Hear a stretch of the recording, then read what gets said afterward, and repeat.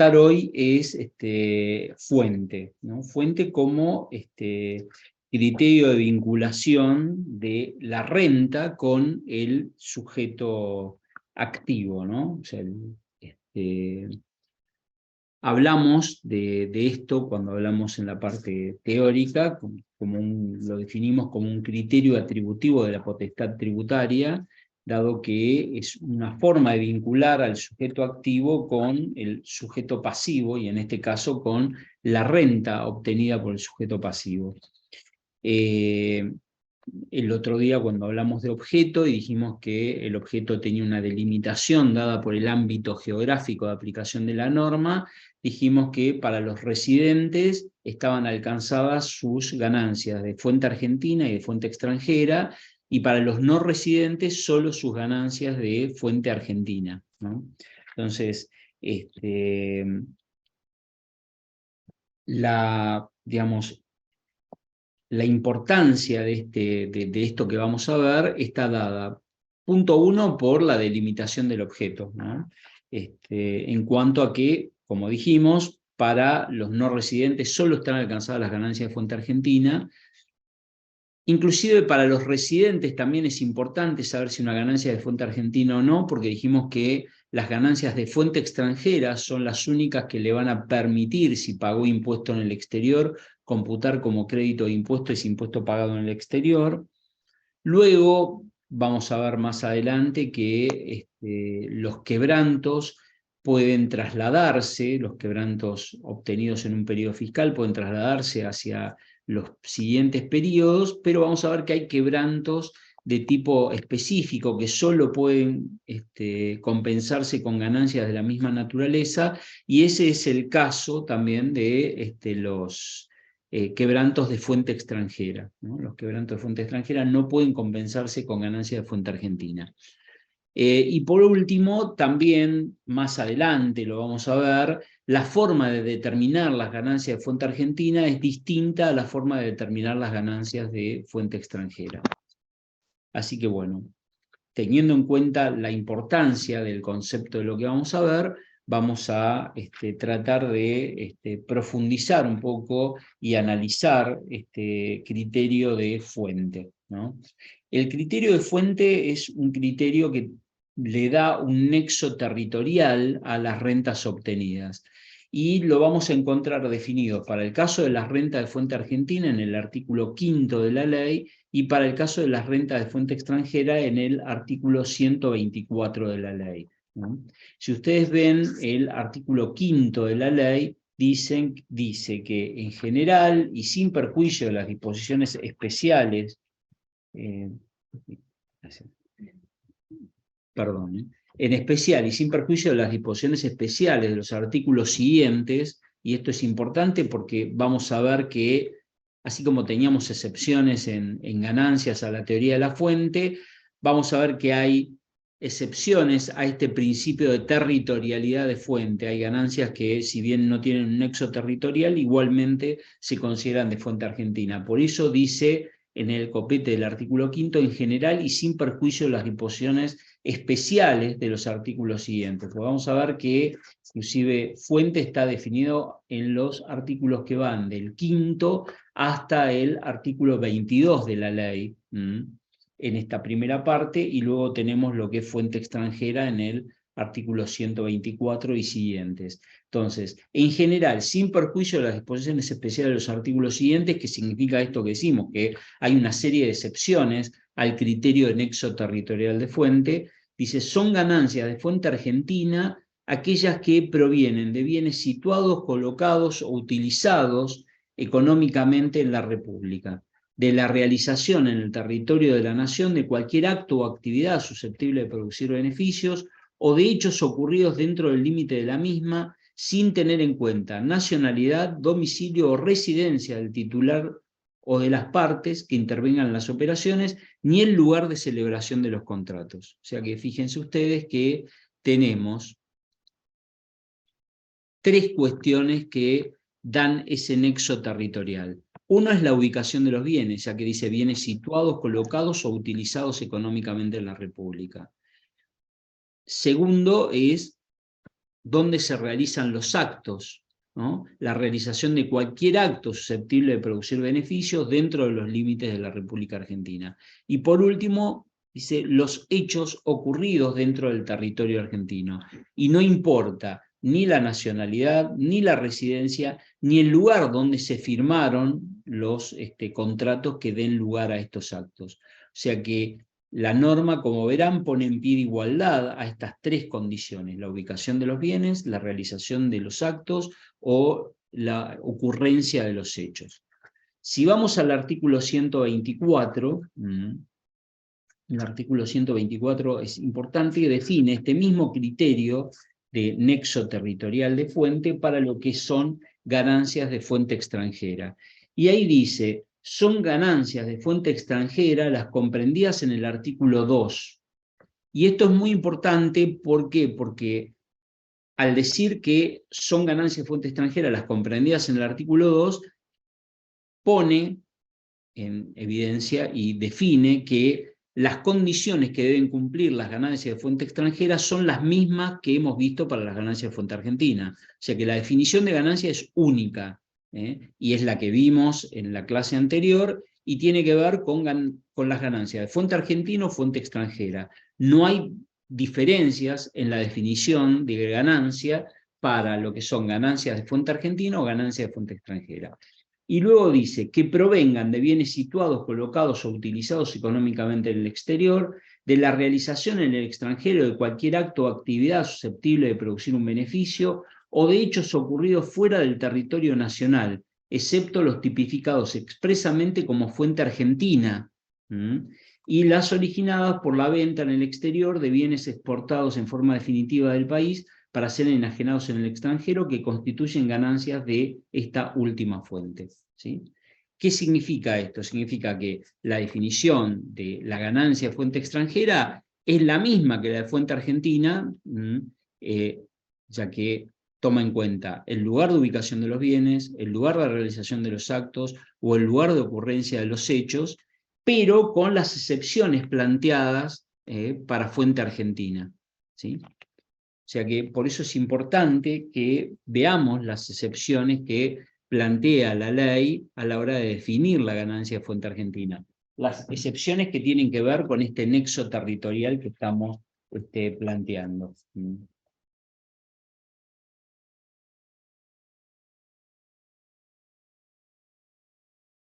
Bien.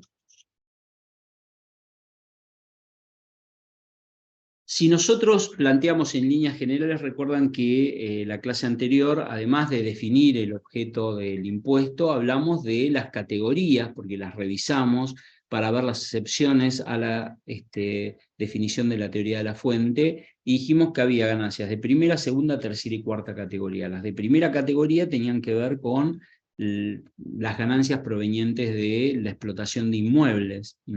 La segunda categoría, hablamos en general de intereses, dividendos, o sea, rentas de capital, ganancias de la colocación en capital. La cuarta categoría, dijimos, eran las ganancias provenientes del trabajo personal, y la tercera categoría eran las rentas en general, hay alguna excepción, referidas al desarrollo de actividades empresarias, ¿no? Entonces, si queremos asociar estas categorías de ganancias con la fuente, digamos, en algunas categorías lo vemos claramente. Por ejemplo, en la primera categoría claramente van a ser de fuente argentina las rentas obtenidas de bienes inmuebles ubicados dentro de los límites de la República Argentina, así como van a ser ganancias de fuente extranjera todas las ganancias obtenidas por bienes ubicados en el extranjero. ¿Sí? Ahí creo que no hay mayores problemas. Si vamos a la segunda categoría, tiene una diversidad de rentas que en algunos casos permite ubicar mejor la fuente que en otras, ¿no? Por ejemplo, el alquiler de cosas muebles o las regalías, el lugar de utilización del bien es el lugar que va a dar la fuente. Si yo alquilo un bien en Argentina, un bien mueble en Argentina, obviamente la renta será fuente argentina. Si yo exploto un bien en Argentina y pago regalías por la explotación de ese bien, el titular de ese bien va a estar obteniendo regalías de fuente argentina. ¿Sí? Si en el caso de los dividendos, el lugar de constitución de la sociedad marcará el origen y la fuente de esos dividendos. Entonces, todas las sociedades constituidas en Argentina van a pagar dividendos que son ganancias de fuente argentina. De la misma manera, si cobramos dividendos de sociedades constituidas en el exterior, vamos a tener una ganancia de fuente extranjera. Bien. La mayor complejidad en la segunda categoría se da en el caso de intereses, ¿no? Los intereses son una ganancia de fuente argentina. Los intereses provienen de la colocación de un capital o de un préstamo que realizamos y por el cual cobramos una retribución llamada intereses. Ahora bien, si nosotros debiéramos analizar el lugar de utilización efectiva de los fondos, la situación pasa a ser muy compleja, porque nosotros prestamos dinero a un tercero y no sabemos el tercero para qué lo va a utilizar, en la mayoría de los casos, ¿sí? Y además, ustedes deben haber aprendido, digamos, en la contabilidad y en la confección de un balance, que hay un principio que es el de universalidad del pasivo, que no permite identificar un activo o el financiamiento de un activo con un pasivo, sino que todo el activo es financiado por todo el pasivo. Pasivo y patrimonio neto, porque está financiado por el capital obtenido de terceros y también por el capital propio. Entonces, ¿cómo hacemos para determinar el lugar de utilización efectiva de estos fondos y entonces determinar cuál es la fuente? Bueno, la jurisprudencia, después de un largo camino y ya hace mucho tiempo, definió que la fuente, en el caso de los intereses, la da el domicilio del deudor. Entonces, importante que lo tengamos presente. Entonces, el domicilio del deudor va a determinar la fuente de los intereses. Entonces, a ver, el domicilio del deudor es el domicilio de quien paga los intereses. Para el que paga los intereses no está obteniendo una renta, sino que precisamente lo que está realizando es un gasto, teniendo una pérdida. Quien obtiene la renta es el que cobra los intereses, ¿sí? Entonces, si un sujeto cualquiera, sea argentino o extranjero, le presta dinero a un sujeto domiciliado en Argentina, estará obteniendo ganancias de fuente argentina. ¿Por qué? Porque el domicilio del deudor se encuentra en Argentina, ¿sí? Entonces, si un sujeto del exterior, sea un banco o una empresa que financia la venta de un bien, o un tercero que hace un préstamo a un sujeto local, estaríamos en el caso de un sujeto que es no residente, que le está prestando dinero a un residente y por lo tanto obteniendo ganancia de fuente argentina. No interesa dónde vaya a utilizar los fondos el sujeto domiciliado en Argentina, ¿sí? Bien. ¿Se entendió esto? Es importante que vayamos asociando conceptos y teniendo en claro estas cuestiones que son más o menos básicas, ¿sí? Bien. En el Profesor, caso de disculpe. la tercera categoría, lo que va a marcar la fuente es el lugar de desarrollo de los actos y el lugar de ocurrencia de los hechos. Y si se trata de venta de bienes, el lugar de ubicación de los bienes que son vendidos, ¿sí? Entonces, por lo general, toda sociedad que desarrolle tareas en el país va a obtener ganancia de fuente argentina. Luego vamos a ver, cuando hablemos de sujeto, que un sujeto local puede desarrollar tareas en el exterior, puede desarrollarlas en forma esporádica o puede desarrollarlas constituyendo una sucursal, una filial. Bueno, eso ya lo vamos a ver cuando hablemos de sujeto, para entender un poco más digamos, las formas y qué implicancia tienen las formas dentro de estas definiciones, ¿sí? Pero en principio, cuando hablamos de tercera categoría, todos los sujetos de tercera categoría, por todas las actividades desarrolladas en el país, obtendrán ganancias de fuente argentina. Por las actividades desarrolladas en el exterior, de cualquier manera, van a obtener ganancias de fuente extranjera. Por la venta de bienes en el país, obtendrán ganancias de fuente argentina. Por la venta de bienes en el exterior, obtendrán ganancias de fuente extranjera. Luego vamos a ver el caso de las exportaciones como un caso especial, ¿sí? Bien. En el caso de la cuarta categoría, que es la renta obtenida por el trabajo personal, el lugar de desarrollo de la tarea es el que va a determinar la fuente, ¿sí? Si yo desarrollo tareas dentro de los límites de la República Argentina, estaré obteniendo ganancias de fuente argentina. Si desarrollo tareas en el exterior, estaré obteniendo ganancias de fuente extranjera. De la misma manera, si un extranjero desarrolla tareas dentro de los límites de la República Argentina, estará obteniendo ganancias de fuente argentina, ¿sí? Bien.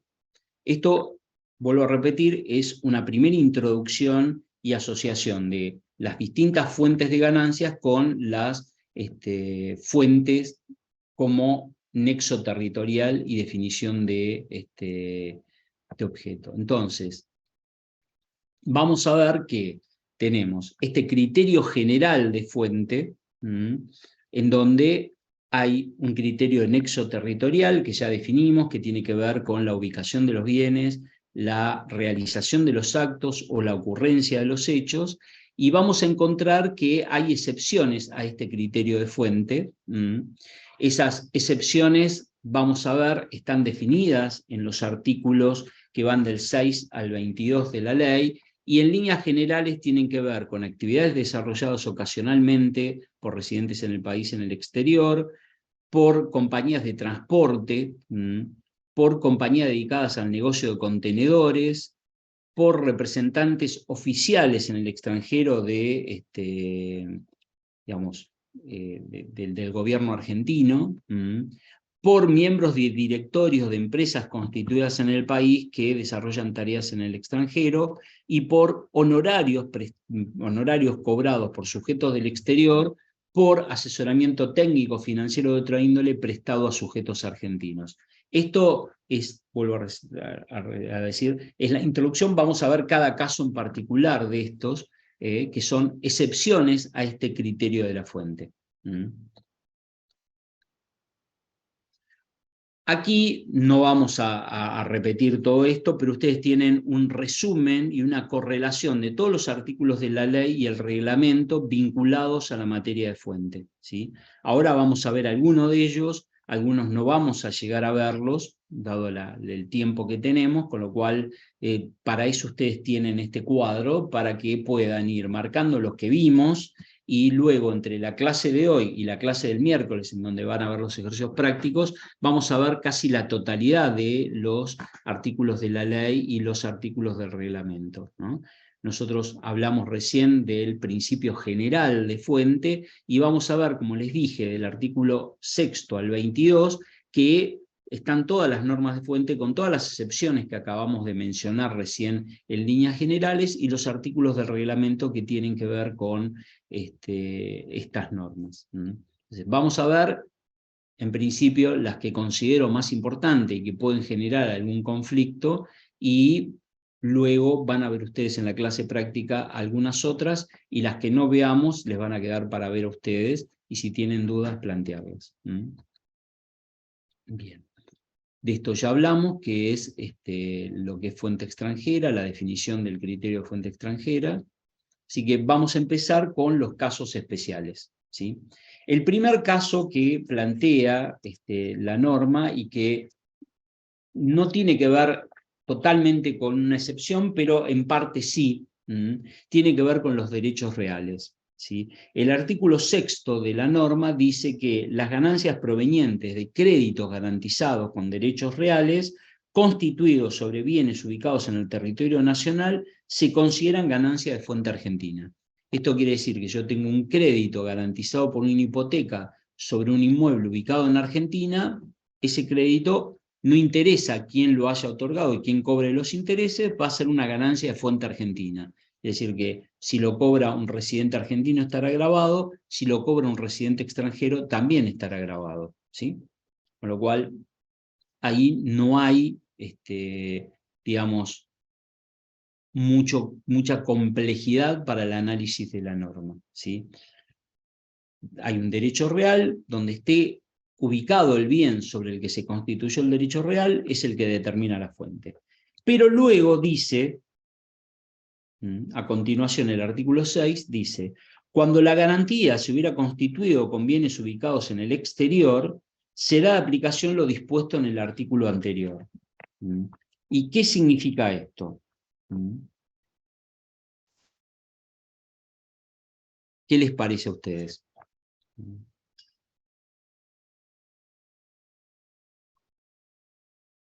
¿Cómo interpretarían estos últimos dos renglones del artículo sexto que acabo de leer? Dice, cuando la garantía se hubiera constituido con bienes ubicados en el exterior, será de aplicación lo dispuesto en el artículo anterior.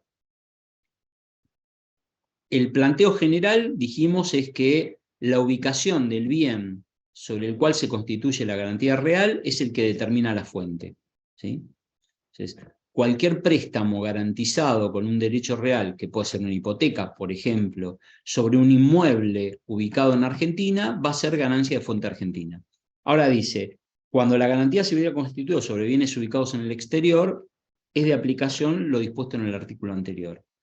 El ejemplo sería, un argentino, por ejemplo, tiene un inmueble en Uruguay, toma un préstamo en Argentina y lo garantiza con una hipoteca sobre el inmueble uruguayo, ¿sí? O toma un préstamo en Uruguay, en un banco uruguayo, un préstamo hipotecario y lo garantiza con un derecho real de hipoteca sobre el inmueble en Uruguay. ¿De qué fuente es el interés? Teniendo en cuenta esto que acabamos de leer. ¿Por qué sería de fuente argentina? A ver, si nos puede argumentar.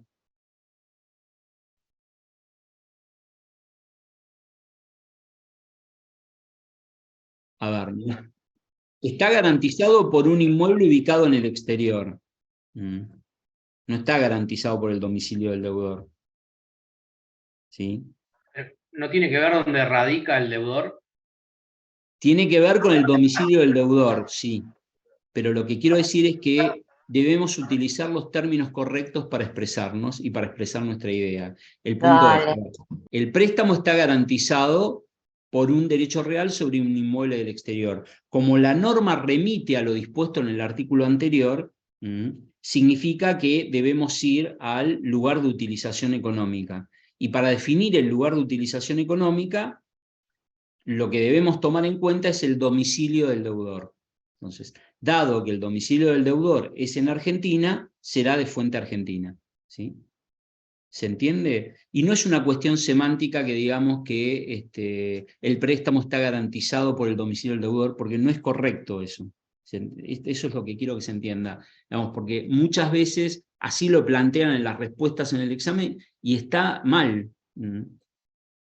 Podemos expresar nuestro pensamiento, y por ahí, y no sé quién lo dijo, pero por ahí el concepto lo tenía, porque aparentemente lo tenía el concepto, porque el domicilio del deudor es el que determina la fuente. Pero ¿por qué determina? Porque se aplica el artículo quinto. Y aquí tendríamos una excepción al criterio de fuente, en realidad, porque el derecho real está sobre un inmueble ubicado en el exterior, ¿sí? ¿Se entendió esto? Bien. Entonces aplicaría tanto para el que está residiendo en el exterior y que tomen como garantía una hipoteca acá ubicado en el país, tanto y aparte para el que esté residiendo acá y tenga una hipoteca, una garantía de hipoteca con un bien del exterior. Los dos casos. Sí, sí, se aplicaría a los dos casos, porque el primer caso que usted planteó sería la primera parte del artículo sexto, porque la hipoteca, el derecho real está constituido sobre un inmueble en el país, ¿sí? Y ahí lo que define la fuente es la ubicación del bien sobre el que está constituido el derecho real.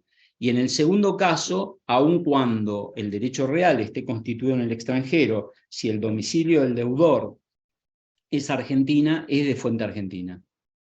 Porque hay una remisión al artículo quinto. Entonces, el ejemplo que yo planteaba antes, vamos a ponerlo en un ejemplo concreto. Supongamos que una empresa o una persona argentina toma un préstamo de un banco uruguayo y lo garantiza con un inmueble que él tiene en Uruguay. ¿Sí? Dijimos, es de fuente argentina porque el domicilio del deudor es Argentina, aun cuando el derecho real esté constituido sobre un inmueble en el extranjero. Esto significa que el Banco de Uruguay que le presta y que es quien cobra los intereses, va a tener que pagar impuesto en Argentina. ¿Cómo va a pagar impuesto en Argentina? Bueno, va a pagar vía retención, vía título quinto de la ley, retención con carácter de pago único y definitivo, que deberá efectuar el sujeto que paga los intereses. Porque el argentino en este caso no obtiene ninguna ganancia, lo que está obteniendo es una pérdida por el pago de los intereses. Quien obtiene la ganancia es el banco uruguayo, en nuestro ejemplo, que es quien cobra los intereses. Obviamente, como el sujeto argentino posiblemente pague los intereses vía una transferencia bancaria por medio de un banco argentino, el banco es quien actúa como agente de retención, ¿sí? Pero, en definitiva, el banco uruguayo terminará pagando impuestos en Argentina. Lo que suele suceder es que muchas veces el beneficiario del exterior lo que plantea es que quiere cobrar neto de intereses, o sea, los intereses no los acepta como una detracción del pago. Eso ya lo vamos a ver más adelante, y lo que hay que hacer en esos casos es algo que se llama grossing up. ¿Sí? El otro ejemplo sería una empresa argentina o una persona argentina que toma un préstamo, puede ser en Argentina o puede ser en el exterior, garantizado con un derecho real sobre un inmueble en Argentina. En ese caso, directamente es de fuente argentina. Y es de fuente argentina ¿por qué? Porque el derecho real está constituido sobre un bien ubicado en Argentina. También podría darse el caso que una empresa extranjera tenga un inmueble en Argentina, tome un préstamo en el exterior y lo garantice con el inmueble que tiene en Argentina. Entonces, quien cobre los intereses, que será un banco o una persona de un tercer país, estará obteniendo ganancias de fuente argentina. Y ustedes dirán, bueno, ¿y cómo hacen para ingresar el impuesto? ¿No? Bien. O cómo se entera la AFIP de que hay un extranjero que constituyó un derecho real sobre un inmueble en Argentina para garantizar un préstamo que obtuvo de un tercer país, ¿no? Bien, hay un registro de deudores de créditos hipotecarios y de garantías hipotecarias, y en el momento de levantar la hipoteca hay que acreditar el pago de los intereses y de las retenciones. De esa forma se entera el fisco argentino y obliga al ingreso de esas retenciones. Bien.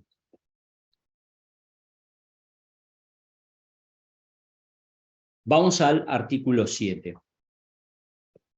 El artículo 7 tiene que ver con acciones, cuotas, participaciones sociales, monedas digitales, títulos, bonos y demás valores, ¿sí? Y lo que establece es que las ganancias provenientes de la venta de la tenencia y la venta de acciones va a ser de fuente argentina cuando el emisor se encuentre domiciliado, establecido o radicado en Argentina, ¿sí? Esto tiene que ver con los dividendos y tiene que ver con los resultados de la compraventa. O sea, no interesa dónde se hizo la compraventa, no interesa dónde se firmó el contrato, lo que interesa es dónde está constituida la sociedad titular de esas acciones, ¿sí? O el fondo titular de las cuotas partes del Fondo Común de Inversión, o dónde está constituido el fideicomiso financiero, ¿sí? Entonces, todas las acciones, bueno, si fueran títulos, es el país emisor de esos títulos públicos, o si son títulos privados, como pueden ser obligaciones negociables, será el emisor, el lugar de constitución del emisor de esas obligaciones negociables, lo que va a determinar la fuente, ¿sí? Luego hay un caso particular, ustedes no sé si saben que, por ejemplo, en la bolsa argentina se pueden comprar acciones de sociedades extranjeras, pero se pueden comprar mediante un título que se llama CDR, que es un certificado de depósito de acciones extranjeras emitidos por digamos, las autoridades regulatorias argentinas. De la misma manera, en el extranjero cotizan acciones de empresas argentinas que se negocian por medio de lo que se llaman ADR, que es un certificado de depósito emitido por bancos extranjeros, certificado de depósito de acciones argentinas, ¿sí? Entonces, ¿cómo funciona esto? A ver, la realidad es que un japonés, por ejemplo, puede comprar acciones de YPF, sí. Las puede comprar en la bolsa de Nueva York comprando ADRs de YPF. Los ADR por lo general no representan una sola acción, hay variables, hay de 5 acciones, ¿no? Pero en definitiva lo que está comprando son acciones de YPF, ¿sí? Con lo cual esto significaría que si un japonés le vende a un alemán ADR de YPF estaría obteniendo ganancia de fuente argentina, ¿sí?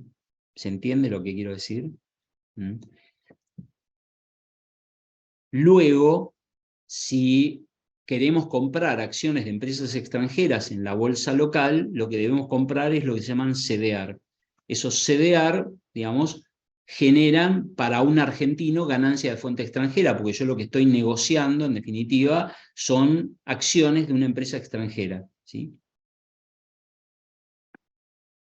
O sea que estaría obteniendo el argentino ganancia de fuente extranjera, tanto si cobra dividendos, porque los CDR como representan acciones pueden cobrar dividendos, o como si generan resultados de compraventa. Luego veremos cuál es el tratamiento, si están grabados, si están exentos, pero en principio lo que podemos decir es que están alcanzados por el impuesto, ya lo vimos en el objeto, en el artículo 48, y esto nos ayuda a definir en qué casos estamos en presencia de una renta de fuente argentina, en qué casos estamos en presencia de una renta de fuente extranjera. No es un dato menor que la ganancia sea de fuente argentina o fuente extranjera porque, como dije al principio de la clase, tenemos que tener presente que la renta de fuente argentina se determina de una manera, la renta de fuente extranjera se determina de otra manera, ¿sí? Entonces, la fuente está dada por el lugar de constitución del sujeto que emite el título. Si son acciones, las acciones; si son títulos, los títulos; si son certificados de participación en un fideicomiso, el lugar de constitución del fideicomiso; si son cuotas parte de un fondo común de inversión, donde esté constituido el fondo común de inversión, ¿sí? En el caso de los ADR, como representan acciones de sociedades argentinas que cotizan en el exterior, será ganancia de fuente argentina. En el caso de los CDR, que son certificados de depósito de acciones extranjeras que se negocian en la bolsa argentina, será una ganancia de fuente extranjera.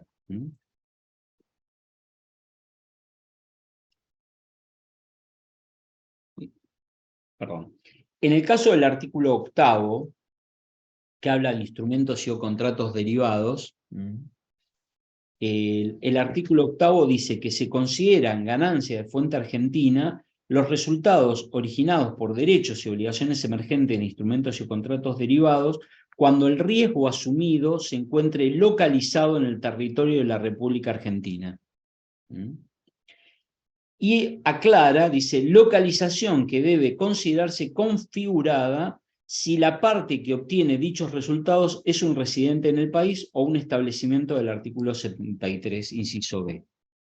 Esto quiere decir que simplifica bastante la determinación de la fuente, porque la fuente va a estar dado por el que contrata el instrumento o contrato derivado. Si nosotros, cualquiera de nosotros, hacemos una operación con un instrumento o contrato derivado, como somos los que estamos asumiendo el riesgo, si hacemos una compra de dólar futuro, estaremos asumiendo el riesgo de cuánto va a cotizar el dólar al 31 de diciembre, por ejemplo. Bueno, la localización va a estar dada por el lugar donde resida quien asume el riesgo. Y en este caso, como somos residentes argentinos, sería Argentina, ¿no? Entonces, asocia localización del riesgo con la residencia de quien lo asume.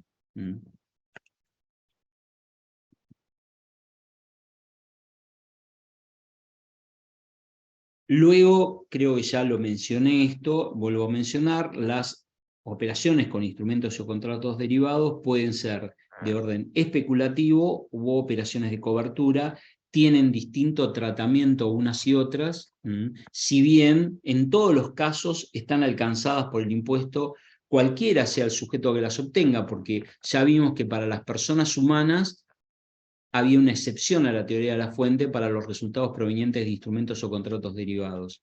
Y dado que quien asume el riesgo, si lo analizamos, es argentino, la fuente es argentina, como hemos dicho. Luego, la diferencia en el tratamiento tiene que ver con el hecho de que si la operación es una operación especulativa y genera un quebranto, vamos a ver cuando hablemos de quebrantos, tratamiento de quebrantos, se trata de un quebranto específico que solo va a poder compensarse con futuras ganancias de la misma naturaleza. Si la operación es de cobertura, lo que significa que está cubriendo un riesgo inherente a la actividad desarrollada por el sujeto, eso va a ser un gasto más que va a poder detraerse de las operaciones normales de ese sujeto.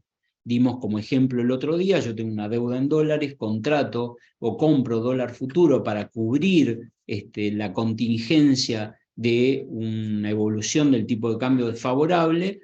Bueno, si obtengo una pérdida por esa operación de cobertura, va a ser un gasto deducible. Bien, vamos al artículo 9. El artículo 9 analiza la fuente para el caso de las operaciones de exportación y de importación de bienes, ¿sí? Para el caso de las ganancias de exportación son aquellas que derivan de una actividad desarrollada en el país que luego genera la producción de bienes que son vendidos a sujetos del exterior, ¿sí? Para el caso de las exportaciones, que es, vuelvo a repetir, la venta de bienes producidos, manufacturados o transformados en el país a sujetos del exterior, en líneas generales, la norma dice que esas son ganancias de fuente argentina, ¿sí?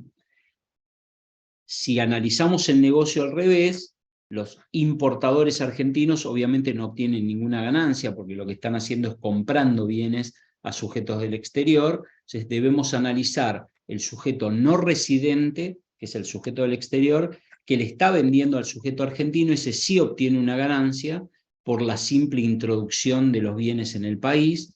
Bueno, en ese caso, en principio la ganancia se considera de fuente extranjera, ¿sí?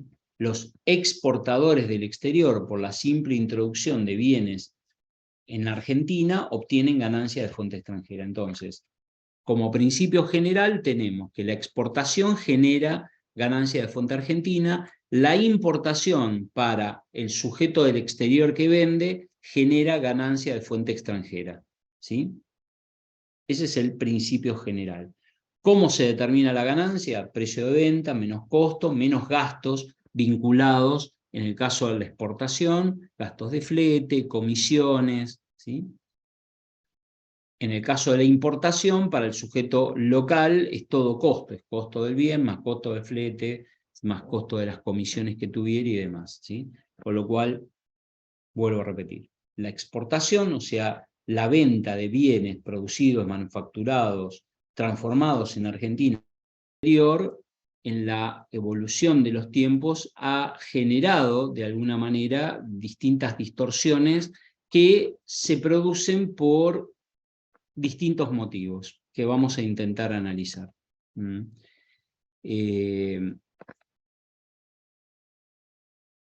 Toda la temática de los negocios internacionales tiene que ver con los precios a los que se exporta o los precios a los que se importa y la vinculación económica o la vinculación societaria o muchas veces las empresas digamos, generan vehículos de intermediación propios para poder manejar esos precios a los que venden los bienes al exterior, ¿no?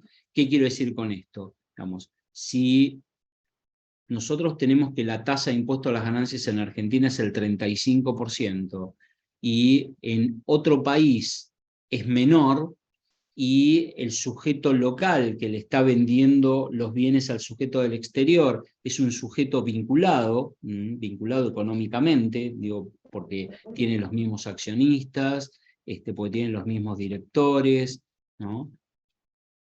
¿Dónde me va a convenir dejar la ganancia? Obviamente me va a convenir dejar la ganancia en el lugar donde pague menos impuestos.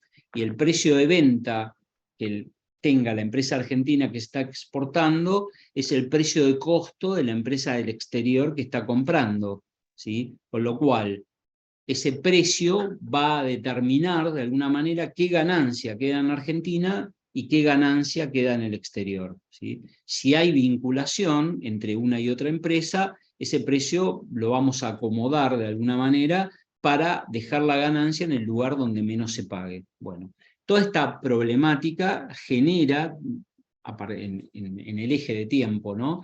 Genera toda una normativa vinculada a lo que llamamos precios de transferencia.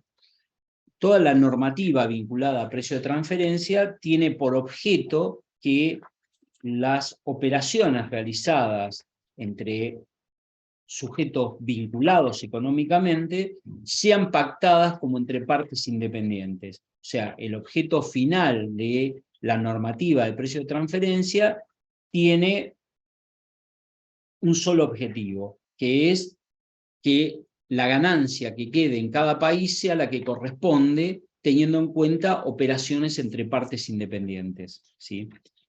De ahí devienen toda la normativa de precios de transferencia que nosotros vamos a mencionar, pero que no vamos a ver, dado que la forma de determinar si los precios a los que se pactan las operaciones son como entre partes independientes, son complejas, y la realidad es que ustedes a esta altura de los acontecimientos todavía no saben ni siquiera cómo se determina la ganancia. Mal podemos explicar cómo se aplican estos métodos que están definidos en la ley y en el decreto reglamentario, ¿no?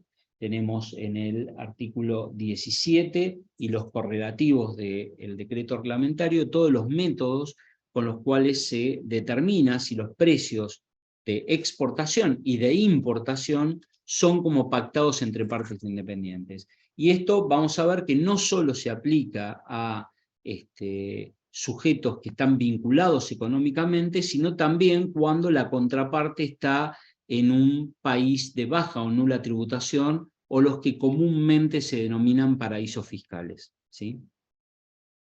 Entonces, vamos a ver que el objetivo de toda la normativa de precio de transferencia no es otro que aplicar este principio conocido con el nombre de arm's length, que significa que los precios deben ser como pactados entre partes independientes, ¿sí? Vamos a ver que en la ley tenemos vinculado a esta normativa de precio de transferencia los artículos 17 al 20, y en el reglamento los artículos 23 a 55. ¿Sí? Vuelvo a repetir, mi objetivo, nuestro objetivo, es que ustedes conozcan en qué casos se aplican las normas de precio de transferencia, no cómo se aplican o cuáles son los métodos para determinar si los precios pactados son como entre partes independientes. Entonces, la idea es primero que entiendan de qué estamos hablando, ¿sí? Que espero lo hayan entendido, y si no me preguntan nuevamente y lo vuelvo a explicar. Luego de que se entienda de qué estamos hablando, que veamos a qué casos se aplican las normas de precio de transferencia, ¿sí? Entonces, ¿se entendió la problemática que estamos desarrollando y cuál es el motivo por el cual se aplican las normas de precio de transferencia? O vamos a preguntarlo al revés. ¿Alguien no entendió qué significan los precios de transferencia y por qué se aplican estas normas especiales para determinar si los precios pactados son como entre partes independientes?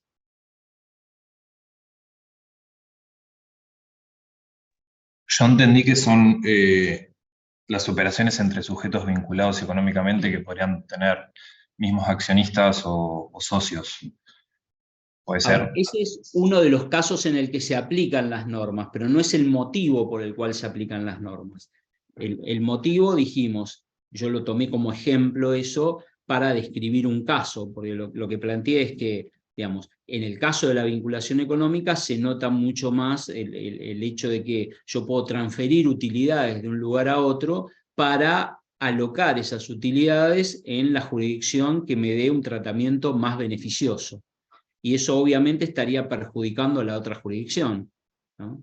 Dábamos como ejemplo, si Argentina grava el 35 y, no sé, otro país, supongamos Uruguay, grava el 25, y yo tengo una sociedad argentina, una sociedad uruguaya, y la uruguaya le compra a la Argentina o le vende a la Argentina, ¿dónde dejaría usted la utilidad? En el que tiene menor carga. La dejaría en Uruguay, que graba el 25. ¿Sí? Eso quiere decir que si Uruguay le vende a Argentina, le va a vender caro. Y si Uruguay le compra a Argentina, le va a comprar barato. ¿Sí? ¿Se entiende? Entonces, las normas de precio de transferencia lo que intentan es que los precios a los que se hagan estas operaciones sean como entre partes independientes, más allá de que en el caso que nosotros estamos planteando haya vinculación económica. ¿Sí? Vamos a ver que no es el único caso en el que se aplica esto. Lo tomo como ejemplo para que se entienda el concepto, ¿no? ¿Sí? De que lo que se está tratando de lograr con esta normativa de precio de transferencia es que en cada jurisdicción quede la utilidad que corresponda, como si las partes fueran independientes, las partes que están operando. ¿Sí? Obviamente que se presume en todos los casos que vamos a ver que no hay partes independientes, sino que hay partes interesadas. La vinculación económica es un criterio de interés, ¿no? Bien, entonces, vamos a ver en qué casos se aplican las normas de precio de transferencia. ¿Sí? Vuelvo a repetir, los motivos por los que se aplican es para, de alguna manera, intentar que las utilidades queden en el lugar que corresponda. Entonces, que todas las operaciones sean como pactadas entre partes independientes y que se pacten a los precios normales de mercado y en las condiciones normales de mercado. ¿Sí? Más allá de los intereses que pueda haber detrás de esto. Entonces, punto primero, ¿en qué casos se aplican las normas de precio de transferencia? Tenemos un sujeto local y un sujeto del exterior, porque aquí estamos hablando de precio de transferencia a nivel internacional. Esta normativa no se aplica en el mercado interno. ¿Por qué no se aplica en el mercado interno? Porque la realidad es que no me interesa si yo en el mercado interno le vendo a otro más barato o más caro. En definitiva, los dos vamos a terminar pagando impuestos en Argentina, con lo cual no hay mucho para descubrir en ese caso. Pero sí interesa cuando estamos hablando de negocios internacionales, porque las partes pagan impuestos en distintas jurisdicciones, ¿sí?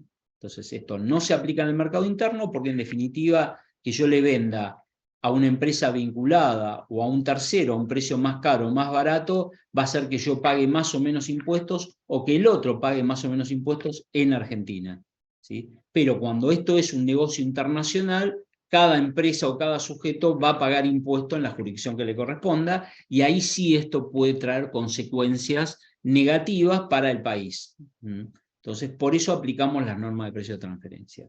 Bien, entonces las normas de precio de transferencia se aplican para sujetos locales que tienen operaciones con, primero, sujetos con los que tenga vinculación económica, que es el primer caso que planteamos, ¿sí? ¿Qué significa que se tenga vinculación con un sujeto, que se tenga vinculación económica con un sujeto? Bueno, el artículo 18 de la ley define qué se entiende por vinculación económica. Y dice, a los fines previstos en esta ley, la vinculación quedará configurada cuando un sujeto y personas u otro tipo de entidades, establecimientos, fideicomisos, figuras equivalentes, con quien aquel realice transacciones, estén sujetos de manera directa o indirecta a la dirección o control de las mismas personas humanas o jurídicas, o éstas sean, por su participación en el capital, su grado de acreencia, sus influencias funcionales o de cualquier otra índole, contractuales o no, tengan poder de decisión para orientar o definir la o las actividades de las mencionadas sociedades, establecimientos u otros tipos de entidades, ¿no? Luego dice que la reglamentación puede establecer los supuestos de vinculación a que aluden los párrafos precedentes. Bien. Tenía por aquí el concepto.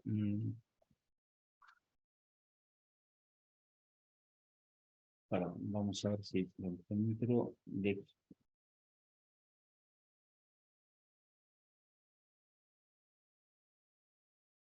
Básicamente, la definición de vinculación económica tiene que ver con vinculación desde el punto de vista de participación de capital, toma de decisiones, ¿no? Vinculación funcional.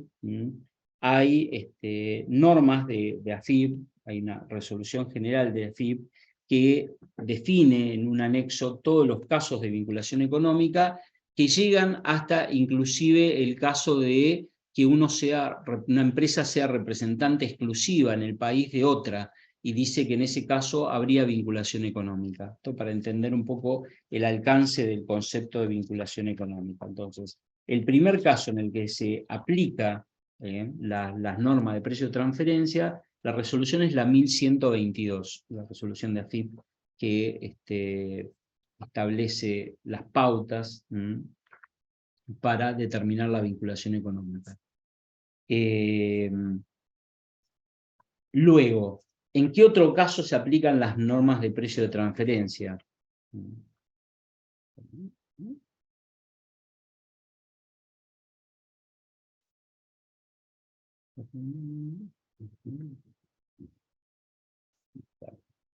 Bien.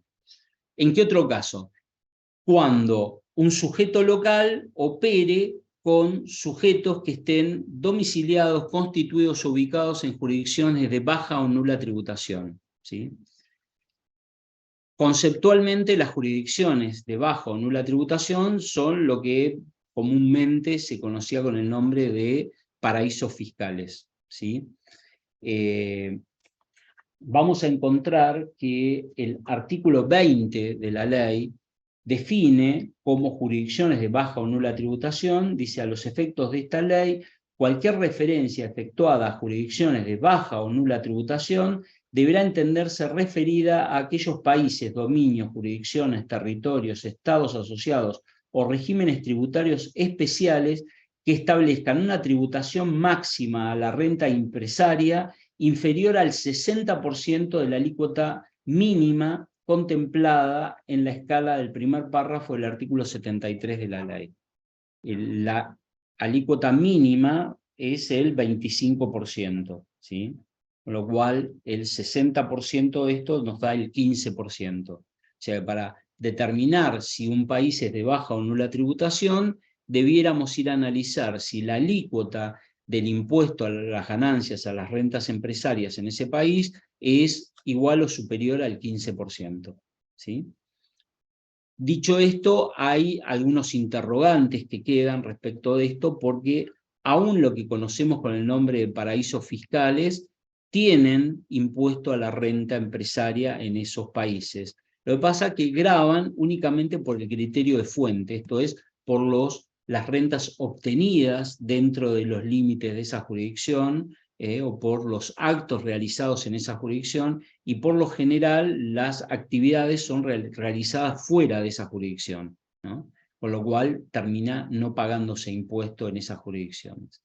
Pero bueno, todavía no está aclarado el alcance de esto. De todas maneras, si bien el reglamento no tiene una lista de países de baja o nula tributación, ustedes pueden encontrar una lista en la página de AFIP de los países de baja o nula tributación. Bien. También se aplican las normas. ¿Por qué se aplican las normas de precio de transferencia cuando un sujeto local opera con un sujeto constituido, domiciliado, ubicado en un país de baja o nula tributación? ¿Por qué les parece a ustedes? El primer caso lo expliqué yo, en los casos que había vinculación económica, y di el ejemplo de la alícuota en Argentina, la alícuota en otro país, que uno podría tener como objetivo trasladar utilidades de un lugar a otro. Y en el caso que un sujeto local opere con un sujeto domiciliado constituido en un país de baja o nula tributación, que no tenga los mismos accionistas, que no tenga vinculación funcional, que no tenga directorios compartidos. ¿Por qué se aplicaría esto? Por ahí para evitar un poco la evasión de impuestos, ¿puede ser? Bien, obviamente en el otro caso también se aplica para evitar la evasión de impuestos. En estos casos, pensemos que, dado que al sujeto que le estoy vendiendo no va a pagar impuestos, porque está ubicado en un país de baja o nula tributación, o no va a pagar, o va a pagar muy poco, entonces por eso se aplican las normas de precio de transferencia, ¿sí? Esto, digamos, las normas de precio de transferencia se empiezan a aplicar en nuestro país a partir del año 98, para que tengamos una idea, y era muy habitual ver empresas argentinas que constituían sociedades en países de baja o nula tributación que actuaban como trading o como traders, ¿no? Esto es, compraban los productos a la empresa argentina y los revendían a un sujeto que era el destinatario final a un precio mayor, ¿sí? Entonces, lo que sucedía era que la utilidad que quedaba en Argentina era muy baja respecto de la utilidad final de estas operaciones, ¿sí? Bien. Alberto, Sí. una consulta sería que yo, argentino, quiero exportar a un país que tenga baja tributación y hacer como picar ahí y saltar a un país. No sé, Exactamente. si quiero llevar a Europa Sí, productos, sí. yo hacía eso. Ah, listo. Exactamente. Gracias. Así es. Así es. Bien. El tercer caso es cuando un sujeto local opere con un sujeto que resida o esté constituido en una denominada jurisdicción no cooperante. Jurisdicciones no cooperantes es un concepto distinto al de las jurisdicciones de baja o nula tributación. Están definidas en el artículo 19 de la ley y dice que cualquier referencia a jurisdicción no cooperante deberá entenderse referida a aquellos países o jurisdicciones que no tengan vigente con la República Argentina un acuerdo de intercambio de información en materia tributaria o un convenio para evitar la doble imposición internacional con cláusula amplia de intercambio de información, ¿sí? Bueno, ustedes no tienen por qué saberlo, pero Argentina ha firmado distintos tipos de acuerdos de intercambio de información. Ha firmado un acuerdo automático de intercambio de información que se llama CRS en el ámbito de la OCDE, con más de 100 países. Tiene, dijimos ya cuando hablamos de medidas para evitar la doble imposición internacional, de medidas bilaterales, tiene alrededor de más de 25 convenios de doble imposición firmados con distintos países. Acaba de firmar, y esto lo mencionamos también en diciembre del año pasado y vigente a partir del 5 de enero de este año, un acuerdo de intercambio de información con Estados Unidos, con lo cual esos serían los países cooperantes. Los no cooperantes son aquellos países con los que no hay firmado ningún tipo de acuerdo. Aquí sí tenemos en el artículo 24 del reglamento un listado de 90 jurisdicciones que se consideran países no cooperantes, ¿sí? Es un buen ejercicio para la clase de geografía ubicar algunos países que la verdad es que, bueno, hasta que salió en la lista yo no conocía ni siquiera de su existencia, ¿no? Pero así como significativos, por ejemplo, tenemos a Paraguay, ¿sí? De los cercanos y significativos. Luego tenemos algunos conocidos, otros no tan conocidos, pero estos son los países con los que no hay ningún tipo de acuerdo de intercambio de información ni convenio de doble imposición, ¿sí? Vuelvo a repetir, su listado en el artículo 24 de el reglamento de la ley de impuesto a las ganancias. Y ahí se ha incorporado en una de las últimas modificaciones de la ley de impuesto a las ganancias un cuarto caso en el cual se aplican las normas de precio de transferencia. Y es en los casos en que tanto las operaciones de importación o exportación se hagan por medio de un intermediario internacional que no sea el sujeto vendedor o comprador, ¿sí? O sea, que siempre que haya un intermediario, debo aplicar las normas de precio de transferencia, ¿sí? O sea, que si yo vendo un bien, una empresa argentina vende un bien a una empresa que no es la destinataria final, sino que es un mero intermediario, debe aplicar precio de transferencia. De la misma manera, si yo compro un bien a un intermediario que no es el productor de ese bien, también debo aplicar las normas de precio de transferencia. Vuelvo a repetir, aplicar las normas de precio de transferencia no quiere decir que los precios a los que yo compre o venda estén mal. Lo que quiere decir es que tengo que respaldar que esos precios son como pactados entre partes independientes, ¿sí? Todo esto, repetir, surge de las normas de la ley del artículo 17, bueno, leímos el 18, el 19, el 20, y sus correlativos del decreto reglamentario, ¿sí?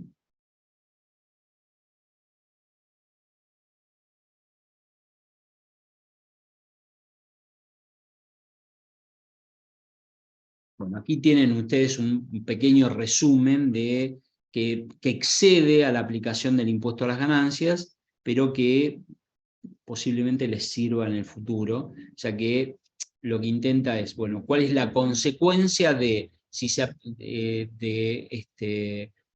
aplicación de las normas de precio de transferencia aun cuando no exista vinculación económica? Si el sujeto local opera con jurisdicciones cooperantes, ya vimos que sí. Si opera con jurisdicciones de baja o nula tributación, sí.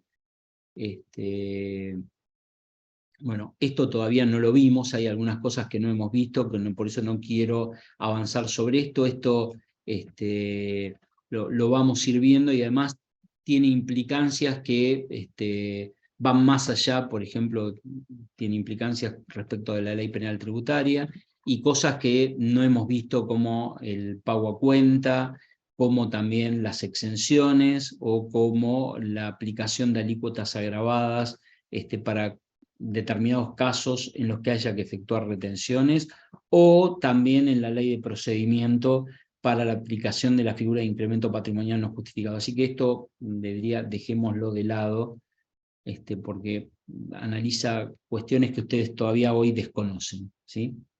Bien, entonces, para concluir, vuelvo a repetir lo que dije para que se entienda el objetivo de todo esto. El objetivo no es que ustedes sean especialistas en precio de transferencia, ni mucho menos. Tampoco quiero que conozcan los métodos de precio de transferencia. Los métodos están definidos en el artículo 29 del reglamento, pero, como dije, no los vamos a explicar porque básicamente son 5 o 6 métodos que, si ustedes no conocen el procedimiento de determinación de la ganancia, que recién estamos viendo fuente y no los desconocen, menos todavía podemos explicar la aplicación de estos métodos. Entonces, los métodos los vamos a dejar para otra etapa de su vida. Pero sí me interesa que conozcan el concepto de precio de transferencia, el por qué se aplican las normas de precio de transferencia, y también en qué casos se aplican las normas de precio de transferencia. El concepto, dijimos, tiene que ver con la alocación de la ganancia al lugar que corresponda. El lugar significa la jurisdicción que corresponda, ¿sí? En función del principio general de esta norma, que es el de arm's length, o el de pactar las operaciones como entre partes independientes, ¿sí?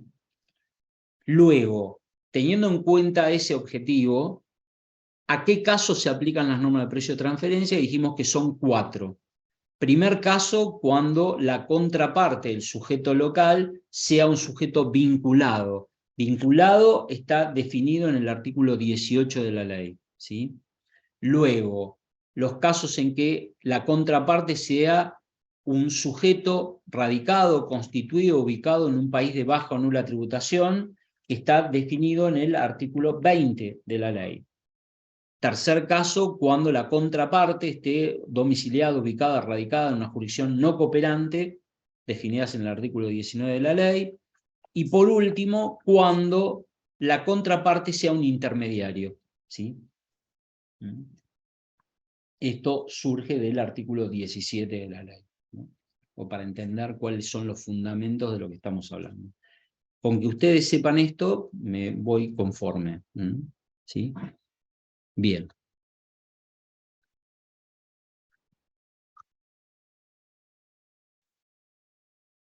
Vamos al artículo 16. El artículo 16 de la norma habla sobre el tratamiento de las sucursales y filiales de empresas extranjeras. Antes de ver el tratamiento, es importante que entendamos cuál es el concepto de sucursal y cuál es el concepto de filial, ¿sí? Entonces, el concepto de sucursal es una empresa extranjera que viene a desarrollar actividades en el país y que lo hace bajo la forma jurídica con la cual está constituida en el extranjero, ¿sí? De acuerdo a las normas societarias y a las normas de la Inspección General de Justicia, una empresa extranjera puede inscribirse en Argentina de dos formas.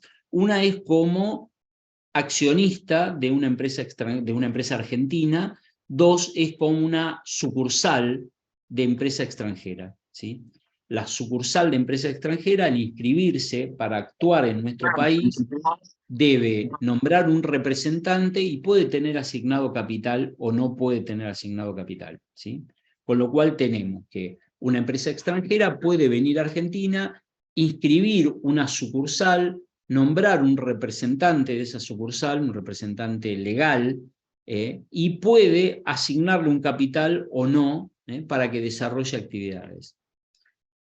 Siendo que esa sucursal va a desarrollar tareas en Argentina, este artículo 16 consagra un principio de independencia por el cual establece que la sucursal argentina debe considerarse como un sujeto independiente de la empresa, de la casa matriz. Jurídicamente siguen siendo lo mismo, porque, como hemos dicho, es una sucursal de la empresa extranjera que está constituida bajo las normas legales de otro país, ¿sí? ¿Qué significa que se la trate como un sujeto independiente? Significa que todas las operaciones que realicen van a ser tratadas como entre partes independientes. Obviamente que en todas sus operaciones, dado que existe vinculación económica, deberán aplicar las normas de precio de transferencia, ¿sí? Las normas de precio de transferencia, de paso no lo comenté, pero ¿en qué termina todo esto? Termina en que se presentan declaraciones juradas informando las operaciones y se presenta lo que se llama un estudio de precio de transferencia que tiene un análisis funcional y un análisis numérico y un análisis económico también, ¿no? El informe o el estudio de precio de transferencia incluye un análisis de la situación económica general, un análisis funcional sobre el funcionamiento de la empresa y qué tipo de operaciones realiza sobre las cuales se aplican las normas de precio de transferencia, y luego la aplicación de algunos de los métodos que dijimos están en el reglamento de la ley de impuesto a las ganancias en el artículo 24. Entonces, las sucursales de por sí aplican las normas de precio de transferencia, porque no hay mayor vinculación económica que una sucursal con su casa matriz, ¿sí? Pero, en principio, se entienden que en todas las operaciones son como pactadas entre partes independientes y se tratan como tal. Esto quiere decir que si una sucursal importa bienes de su casa matriz, va a considerar la operación como si fuera un sujeto tercero, ¿sí? Al cual le compró bienes. Si la casa matriz le presta dinero, también. Luego, la compra tendrá que ser como entre partes independientes, el préstamo tendrá que ser como entre partes independientes o ajustado a las prácticas normales de mercado, ¿sí? Y para eso deberá hacerse el estudio de precio de transferencia. Eso es el caso de la sucursal, de acuerdo a lo que establece este artículo 16 de la ley, y el artículo 22 del decreto reglamentario. Por primera vez en la legislación argentina, en una de las últimas reformas, se incorporó la ley 27430 del año 2018 se incorporó la definición de establecimiento permanente. En el artículo 22 de la ley tenemos la definición de establecimiento permanente, que no es otra cosa que una sucursal de una empresa extranjera, ¿sí? Ahí tenemos en el artículo 22, no lo vamos a ver, pero es bastante fácil de entender el alcance del concepto de establecimiento permanente, ¿sí? Luego dijimos, existen las filiales. ¿Y qué es una filial? La filial es un sujeto jurídico constituido bajo las normas legales argentinas, ejemplo, una sociedad anónima, cuyo capital pertenece mayoritariamente a un sujeto del exterior. Entonces, la filial va a ser un sujeto que puede ser una sociedad anónima, por ejemplo, constituido en Argentina bajo las normas legales argentinas, cuyos accionistas son sujetos del exterior, personas humanas, personas jurídicas. Obviamente que en ese caso, dado que es un sujeto del 73, de hecho la sucursal también es un sujeto del 73, van a ser tratados como cualquier sociedad anónima local. Y la diferencia respecto de las sociedades locales cuyos accionistas no sean sociedad del exterior es que aquí ineludiblemente también se aplicarán las normas de precio de transferencia, porque todas las operaciones se van a considerar como pactadas entre partes independientes, se va a aplicar un principio de separación de las rentas, porque la unidad local, así como en el establecimiento, como en la filial, va a determinar las ganancias por sus propias operaciones, aún por las operaciones que realice con sus vinculadas, pero en las operaciones que realice con su vinculada deberán aplicarse las normas de precio de transferencia para demostrar que fueron como pactadas entre partes independientes. Conclusión de todo esto, el artículo 16 lo que consagra es este principio de separación, esto de que deben tener registraciones contables separadas, que cada uno debe hacer su balance por sus propias operaciones, que las operaciones en principio son como pactadas entre partes independientes, pero para reforzar este concepto se deben aplicar las normas de precio de transferencia, ¿sí? Bien.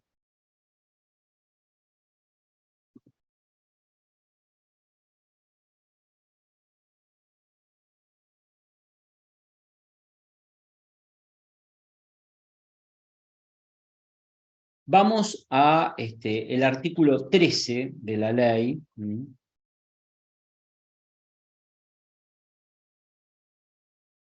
Vamos a saltearnos algunos, después si nos queda tiempo vamos a ir a otros, si no los van a ver en la clase práctica con Silvia, pero me parece importante detenernos en el artículo 13 de la ley.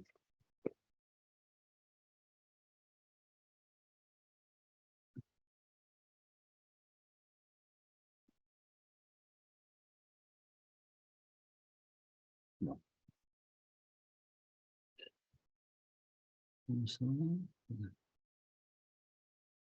Bien. El artículo 13 de la ley tiene dos partes claramente. El primer párrafo dice que serán consideradas ganancias de fuente argentina las remuneraciones o sueldos de miembros de directorios, consejos u otros organismos de empresas o entidades constituidas o domiciliadas en el país que actúen en el extranjero, ¿sí?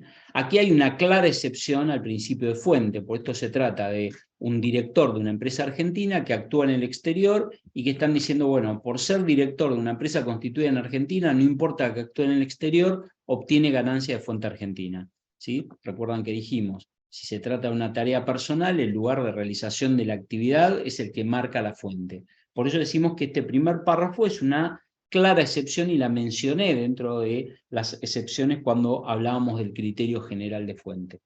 Bien. Luego, el segundo párrafo es el que más complejidades presenta. ¿Por qué?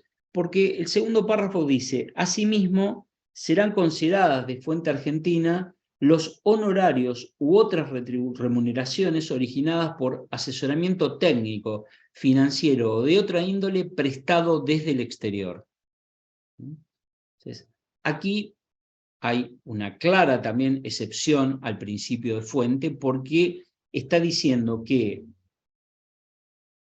se considera de fuente argentina cualquier honorario o retribución que esté originada en asesoramiento técnico, financiero de otra índole, prestado desde el exterior. O sea que si un sujeto extranjero presta un asesoramiento técnico, financiero de otra índole desde el exterior, sin venir nunca a Argentina, igualmente está alcanzado por el impuesto. Es un sujeto no residente que está obteniendo una ganancia de fuente argentina, ¿sí? Entonces, es una clara excepción porque dijimos, no, el artículo 5º lo que dice es que está alcanzado por el impuesto desde fuente argentina las ganancias por actos realizados en la República Argentina o por hechos ocurridos en la República Argentina. Entonces está claro que si un sujeto, un técnico, un profesional, un asesor, viene a Argentina, realiza un trabajo de asesoramiento, de prestación de servicio, locación de obra en Argentina, está claro que es de fuente argentina. Pero aquí lo que está planteando es que, aún sin venir a Argentina, prestándolo desde el exterior, si lo que presta es asesoramiento técnico, financiero de otra índole, está alcanzado por el impuesto argentino porque dice es de fuente argentina, ¿sí? ¿Se entiende la dimensión del problema al que nos enfrentamos? Porque aquí queda claro que es muy importante entender el alcance del término asesoramiento, ¿sí? ¿Qué es asesoramiento? Porque asesoramiento puede ser técnico, financiero, de otra índole, aún prestado desde el exterior, me dicen esto es de fuente argentina. Por eso decimos, es muy importante entender el alcance del término asesoramiento, ¿sí? Bien. Entonces, si queremos entender el alcance del término asesoramiento, debiéramos ir primero a su significado gramatical, ¿sí? Entonces, si vamos al diccionario, asesoramiento significa dar consejo o dictamen de algo, ¿sí?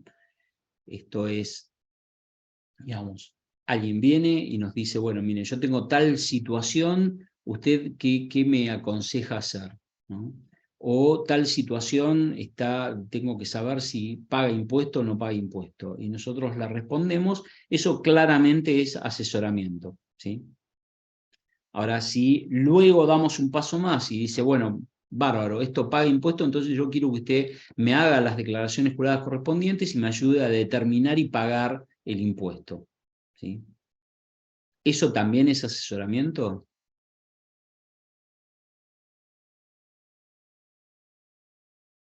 Habíamos planteado el caso de un cliente que viene y nos plantea determinada situación y nos pregunta sobre esa situación, si esa situación debiera pagar impuestos o no debiera pagar impuestos, a lo cual la respuesta había sido que sí, y eso consideramos que sí era un asesoramiento, el análisis de la situación y la conclusión. Luego, el cliente va por más y dice, bueno, pero entonces quiero que usted me haga las declaraciones juradas, determine la obligación y me ayude a poder cancelar mis obligaciones. Y la pregunta era si eso también es asesoramiento. Yo creo que eso es más liquidación que asesoramiento. Bien. Claramente no es un asesoramiento, ya es una tarea material, digamos, o una acción que llevamos a cabo que va más allá del asesoramiento, ¿no? De la misma manera, digamos, supongamos, si nosotros vamos a un abogado a plantearle una cuestión legal y le pedimos un consejo o dictamen sobre esa situación legal, eso es asesoramiento. Ahora, si luego le decimos, bueno, quiero iniciar acciones legales, quiero que usted las lleve adelante, el inicio de las acciones legales, el inicio de un juicio, sea por cobro de pesos o por un juicio penal o lo que fuere, ya no es asesoramiento. Ya se trata de una tarea material que va más allá del asesoramiento. Bien.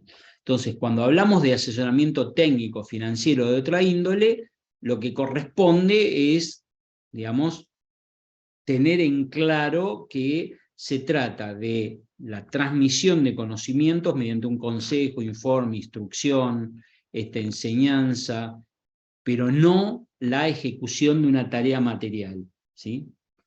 Entonces, como dijimos, el asesoramiento puede ser técnico, financiero o de otra índole, no interesa el alcance, y debe ser prestado desde el exterior. Luego, debemos entender esto de que hay una diferenciación entre asesoramiento y locación de obra o ejecución de una acción de índole material, ¿sí? Ahora bien, si nosotros vamos a la jurisprudencia, hay variada jurisprudencia en esta materia, vinculada a la definición de asesoramiento y al alcance del término asesoramiento, que inclusive es hasta contradictoria, si uno quiere, y que es de distintos niveles y de distinta índole. Por ejemplo, ¿no? Tenemos un fallo de la Corte del año 79, que es la causa Nestlé, en donde la Corte dijo que el asesoramiento definido en la norma es comprensivo de todo aporte o asistencia que no encuadre como regalía. Dice, los proyectos de edificios y nuevas instalaciones, así como los análisis de muestra de productos donde se goce de ayuda técnica, instrucciones o consejos en virtud de no ser tareas complementarias de regalías, quedan incluidas en el concepto de asesoramiento. Entonces, fíjense ustedes que está incluyendo dentro del concepto de asesoramiento la realización de un proyecto de edificio y nuevas instalaciones, ¿no? Lo cual excede claramente al asesoramiento. Un asesoramiento podría ser, bueno, mando los planos, decime en qué están mal y que me manden el detalle de las observaciones, eso sería asesoramiento. Ahora, que rehagan los planos, nuevamente, eso claramente es una locación de servicio, no es asesoramiento. El análisis de muestra de productos, que aquí toma como asesoramiento, hay dictámenes con posterioridad, que es el caso del análisis de muestras de células mamarias que se envían a Estados Unidos para determinar si esas células son cancerígenas o no. Bueno, en el caso de las células mamarias, el dictamen de AFIP dice que eso no es asesoramiento, y claramente el análisis de muestra de productos no es asesoramiento, ¿no? Porque hay toda una evaluación técnica y un informe técnico vinculado al análisis y que llega a una conclusión, y esa conclusión no es un asesoramiento, es producto de una tarea material, ¿sí? Sí sería asesoramiento todo lo que sea ayuda técnica, instrucciones o consejos, ¿sí? Pero no la realización de proyectos de edificio, nuevas instalaciones y el análisis de muestra de productos. Luego tenemos fallos de menor índole, esto ya lo hemos explicado, por qué tenemos distintos fallos de Tribunal Fiscal, de Corte, de Cámara, ¿no? Tribunal Fiscal sería la primera instancia, Cámara la segunda instancia, Corte es la última instancia, y se dice que un fallo de la Corte da la cosa como cosa juzgada, ¿no? Por lo menos mientras la composición de la Corte siga siendo la misma. Pero bueno, en el caso Pasa Petroquímica, sentenció que el asesoramiento, know-how, es la transmisión de una experiencia recogida en el campo de una actividad específica, la que se concreta en consejos, fórmulas, ¿no? Las cuales se dan en forma genérica. Aquí claramente estamos en presencia de un caso de asesoramiento, ¿no? Hay una transmisión de experiencia, es algo genérico, no es algo específico, entonces claramente es un asesoramiento. Esto es Tribunal Fiscal. Otro caso de Cámara, en este caso de Pasa Petroquímica, dice: la locación de obra realizada en el exterior no está comprendida en la expresión asesoramiento. Sin embargo, tal concepto se verifica cuando se incluye entre los trabajos encomendados la supervisión de obras realizadas por terceros. Aquí claramente, fíjense que la locación de obra realizada en el exterior no es asesoramiento. Ahora, la supervisión sí es asesoramiento. Si yo mando algo para que lo revisen, supervisen si está bien o mal, eso sí es asesoramiento, pero la locación de obra claramente no es asesoramiento, ¿no?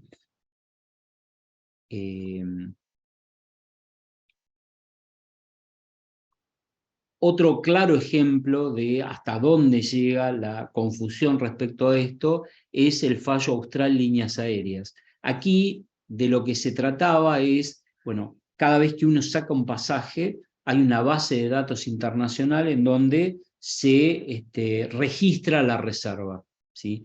Esa base de datos internacional es un servicio brindado por una plataforma que se llama Amadeus. Entonces, uno saca un pasaje en Argentina, esto obviamente lo presta una empresa internacional, este servicio. Claramente de lo que se trata es de una base de datos que registra que ese pasaje fue reservado y que no puede volver a ser vendido, ¿sí? Entonces, todos entendíamos que esto de ninguna manera podía ser asesoramiento, sin embargo, la Cámara estableció que esto es asesoramiento, ¿sí? La utilización de una base de datos, de un software que se considera asesoramiento. De los últimos fallos, hay un fallo de la Corte, ustedes tienen aquí un montón de jurisprudencia para que se entretengan en entender el alcance del concepto asesoramiento.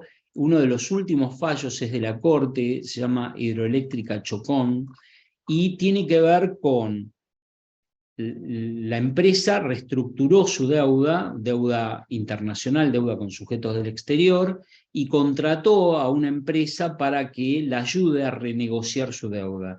La empresa esta extranjera renegoció la deuda y consiguió que reestructuren la deuda, se la reduzcan y reprogramen los vencimientos de esa deuda, y cobró por ello, ¿sí? Claramente todos entendíamos que esto era una locación de obra realizada en el exterior y que no había asesoramiento, porque lo que hicieron fue negociar la deuda con bancos extranjeros y corporaciones internacionales a efecto de refinanciarla.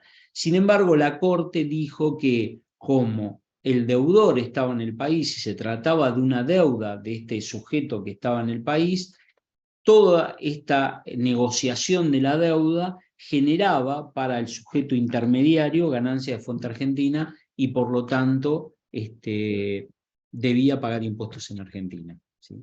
En otra clara confusión sobre el alcance de el concepto de asesoramiento. Bien. Profesor, disculpe la molestia. ¿Pero eso fue invocando el 13? ¿Sí? ¿O les dijeron era una locación y chau? No, fui invocando el 13 también, sí. Okay. Con respecto a la jurisprudencia, digamos, si son fallos de la Corte, pero uno interpreta que no llega a ser asesoramiento, pero digamos, la Corte falló a favor de que esa actividad era asesoramiento, uno como contador, digamos, ¿se guía más por la interpretación o por la jurisprudencia? Yo creo que uno debe guiarse por la jurisprudencia. En el caso de que haya fallos de la Corte, me parece que no hay mucho para discutir, porque si usted va a la justicia con esto, la justicia va a aplicar el criterio de la Corte. Claro. Digamos, es muy difícil que la justicia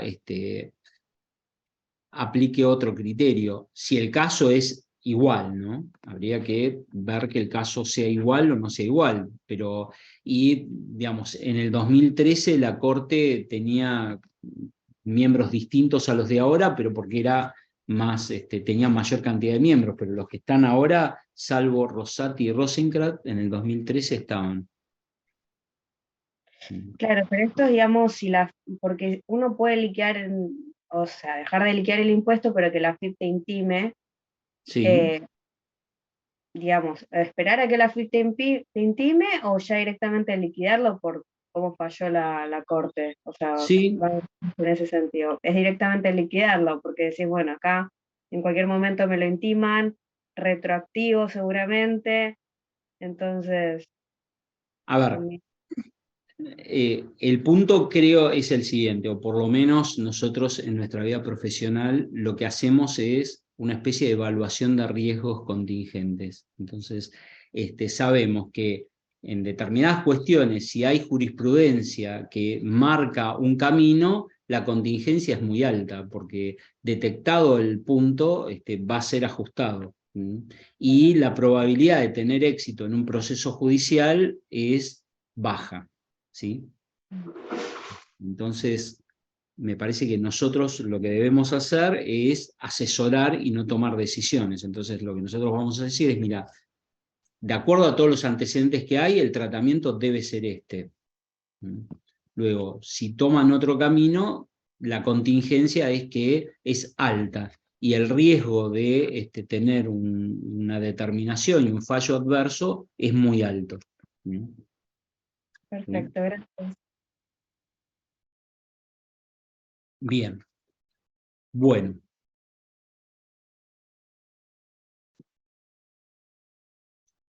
Le vamos a dejar a Silvia que nos acompaña, para que explique lo que es transporte internacional, contenedores, seguros, y películas, transmisiones de radio y televisión, ¿sí? Así podemos dedicar unos minutos al otro tema que me interesa, que es el de residencia, ¿sí? Vamos a dedicarlo. Bueno, yo aprovecho para decirles que los veo el miércoles en el aula y me despido hoy de acá porque quería escuchar esto que dijiste último, que me lo suponía. Bueno, muy bien. Chicos. Chao. Bueno. Bien. Recuerdan que cuando empezamos a tratar la ley, dijimos que, bueno, el objeto está delimitado desde el punto de vista geográfico para los sujetos en función de su condición de residente o no residente. Con lo cual, determinar si un sujeto es residente o no residente no es una cuestión menor, es muy importante, y no es tan complejo determinar cuándo un sujeto es residente o no residente. Pero en los últimos tiempos a esto se ha agregado otra cuestión, que es que hay mucha gente que intenta perder su residencia, y es importante saber cuándo se pierde la residencia, por qué motivos y a partir de qué momento eso surte efectos, ¿no? En los últimos años hemos tenido casos públicos y notorios de sujetos famosos o empresarios famosos que han dejado el país y que, digamos, para ello deben cumplir con determinados requisitos, y es lo que vamos a ver ahora, ¿no? Entonces, nosotros lo primero que necesitamos saber es quiénes son los sujetos residentes y por lo tanto quiénes son los no residentes. Vamos a ver que las normas, que las vamos a encontrar en el título octavo de la ley, en los artículos 116 a 125, perdón, 116 a 123 de la ley, y sus correlativos del decreto reglamentario, son los 281 a 284, como principio general podríamos decir, si uno quiere a grandes rasgos, todas las personas de nacionalidad argentina son residentes argentinos, y todas las personas de nacionalidad extranjera son no residentes, ¿sí? Pero esto es una falacia también, porque vamos a ver que no es tan así. Pero por default diríamos que el concepto de residencia está asociado al de nacionalidad, ¿sí? Entonces, para las personas de nacionalidad argentina, se las considera residentes en Argentina, excepto que hayan perdido la condición de residentes, ¿sí? Y vamos a ver entonces cómo se pierde la condición de residente, que básicamente es por dos motivos, ¿sí?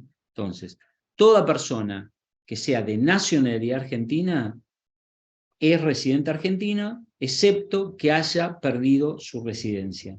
¿Y cómo se pierde la residencia? Vuelvo a repetir, hay dos motivos. Primer motivo por el cual se puede perder la residencia es por adquirir la residencia migratoria en el extranjero. Residencia migratoria en el extranjero, ¿sí? No estamos hablando de residencia fiscal, el concepto de residencia fiscal es distinto al de residencia migratoria. La residencia migratoria se da por cumplir con las leyes migratorias de cada país, y cada país tiene leyes migratorias particulares, ¿sí? Entonces, si un argentino obtiene la residencia migratoria permanente en otro país, pierde automáticamente la residencia argentina, ¿sí? Vamos a ver luego a partir de qué momento tiene efectos esto, ¿no? Pero, en principio, pierde la residencia argentina. El otro motivo por el cual se puede perder la residencia argentina es por ausentarse o permanecer fuera del país por 12 meses.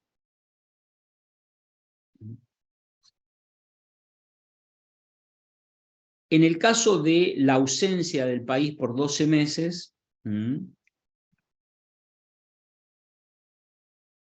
se permiten las presencias temporarias en el país por un término de 90 días en esos 12 meses. Esto quiere decir, yo me fui del país con intención de radicarme en otro lugar, estuve 12 meses fuera del país, pero aún estando 12 meses fuera del país, puedo haber vuelto a Argentina durante 90 días en esos 12 meses. ¿Sí?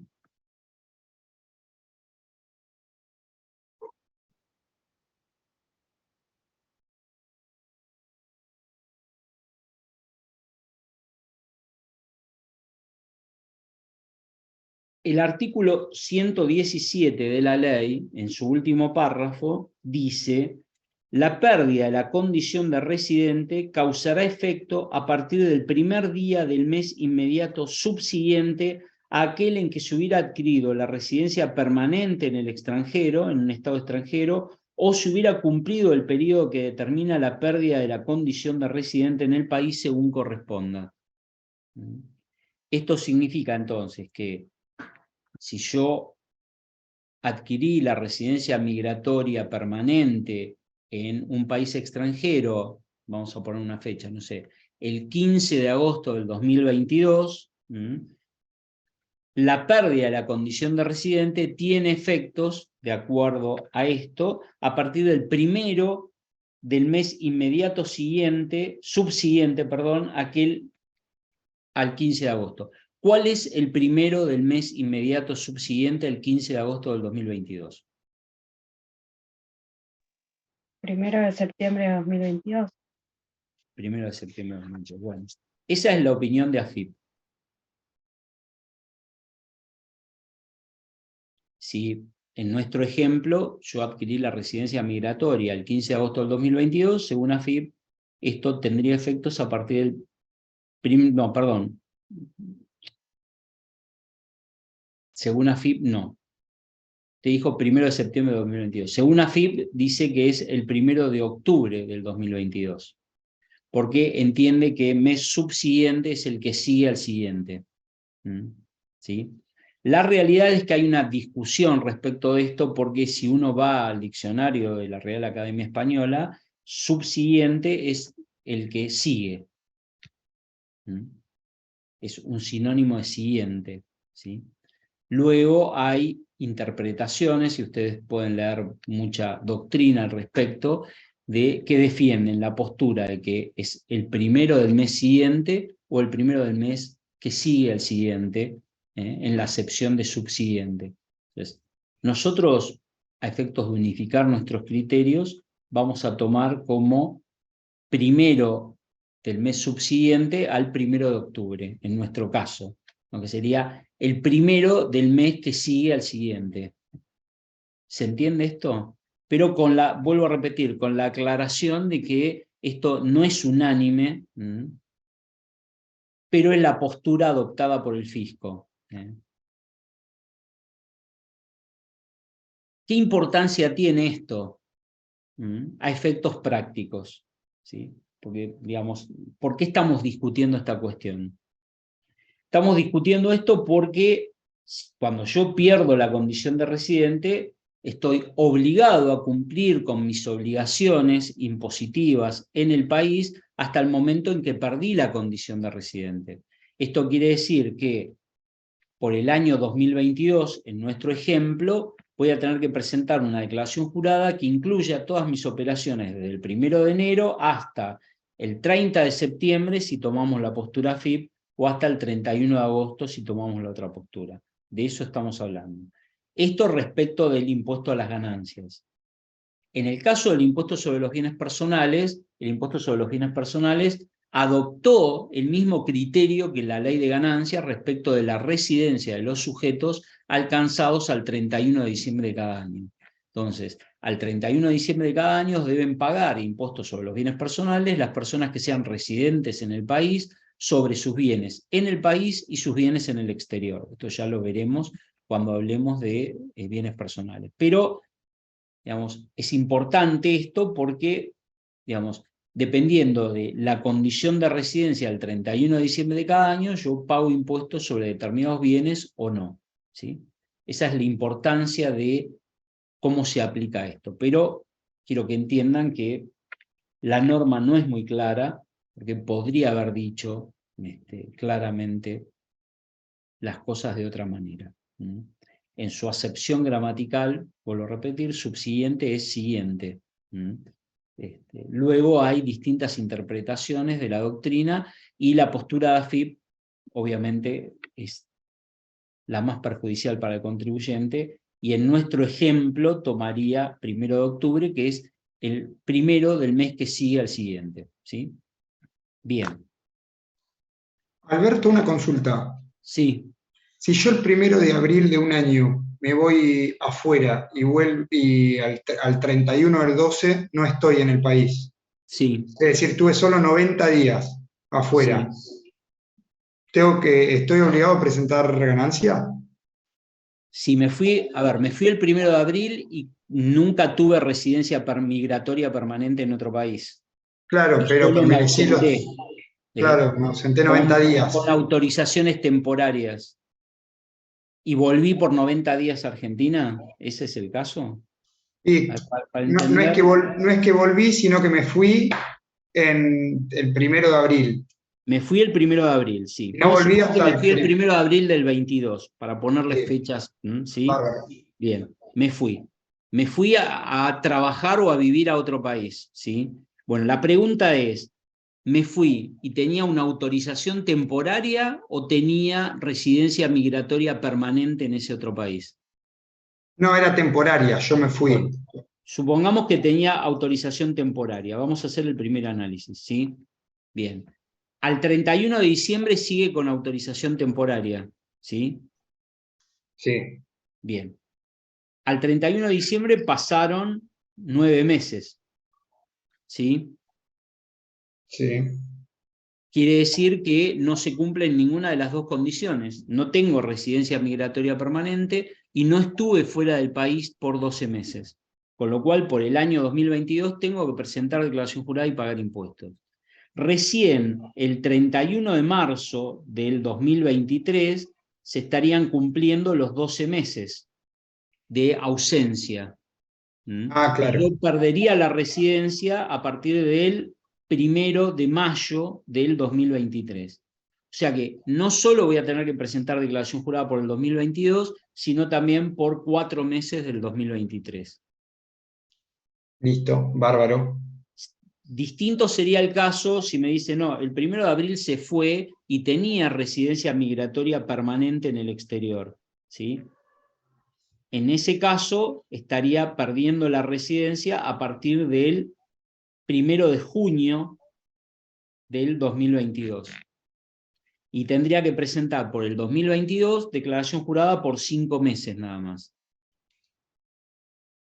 Bárbaro. Gracias, Alberto. Sí, ¿Ah? se entendió. Bien, bárbaro. Entonces, esto es, digamos, lo que tiene que ver con las personas de nacionalidad argentina y cómo se pierde la residencia argentina, ¿sí? Nos ponemos ahora del otro lado, esto es, una persona de nacionalidad extranjera, decimos, bueno, por default la persona de nacionalidad extranjera es residente extranjero, salvo que, y ahí viene, salvo que haya obtenido la residencia permanente en Argentina, caso 1, con lo cual pasa a ser residente argentino, o haya permanecido en el país por 12 meses, aun cuando haya tenido ausencias temporarias por hasta 90 días durante esos 12 meses. Entonces, las personas de nacionalidad extranjera son residentes extranjeros, excepto que hayan obtenido la residencia permanente en el país o que hayan permanecido con autorizaciones temporarias durante 12 meses en el país, aun cuando se hayan ausentado durante ese periodo por 90 días. ¿Sí?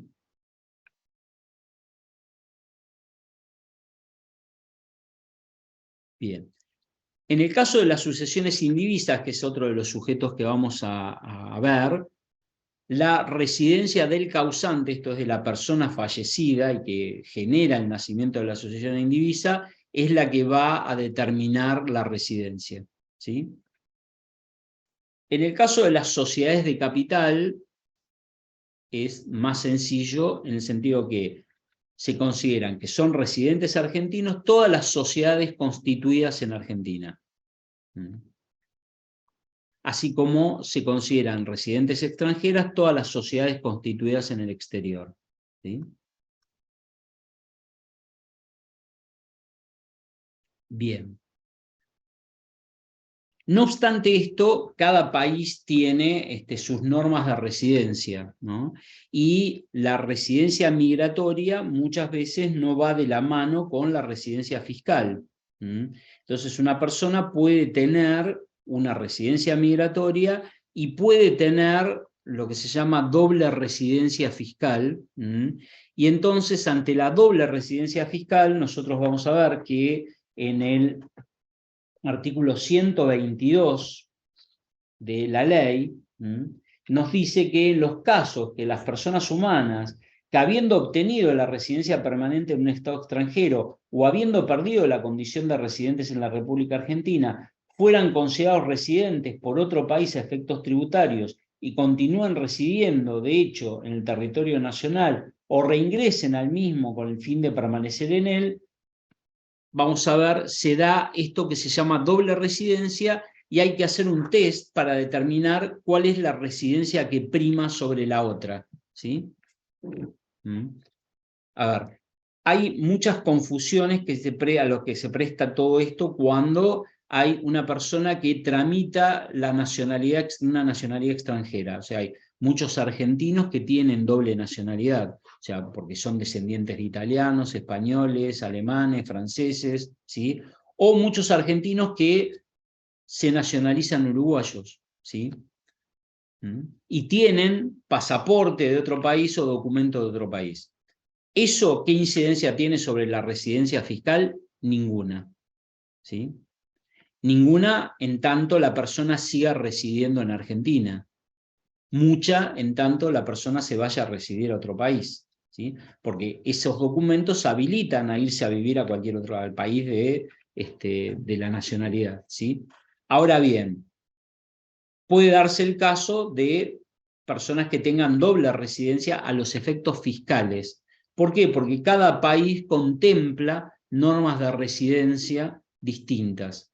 ¿Sí? Y puede darse el caso de que exista doble residencia. ¿Cómo se define en el caso argentino cuando existe doble residencia? Este artículo 122 establece un test de 4 pasos para determinar cómo se define en los casos en que haya doble residencia.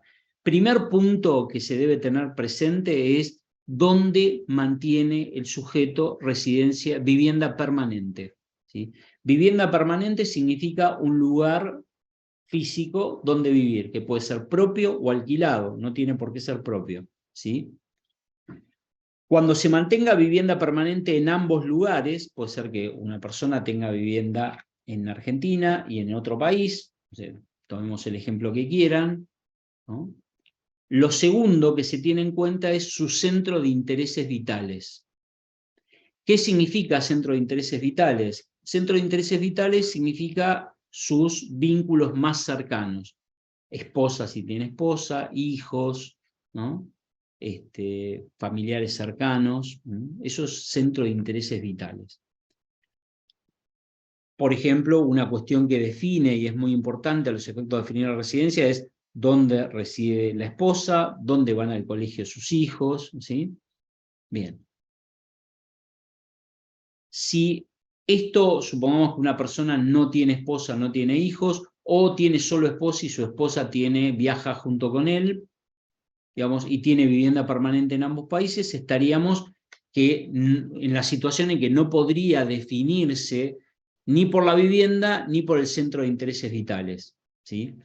Luego, el tercer ítem es el tiempo de permanencia. O sea, cuánto tiempo permaneció en cada lugar. Y el lugar donde haya permanecido más tiempo es el lugar en donde va a determinarse que es residente.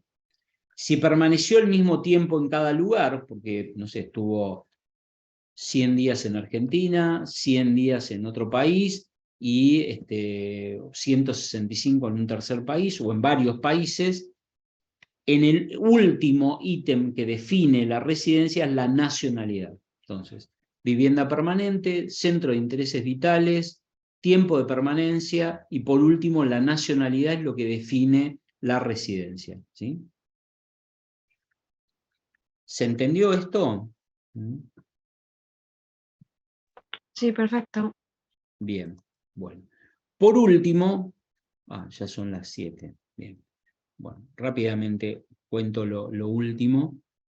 Lo último es, hay casos especiales, son pocos, en donde hay sujetos que están en forma permanente en el país, pero que se los considera no residentes a efectos de la delimitación del objeto del impuesto a las ganancias.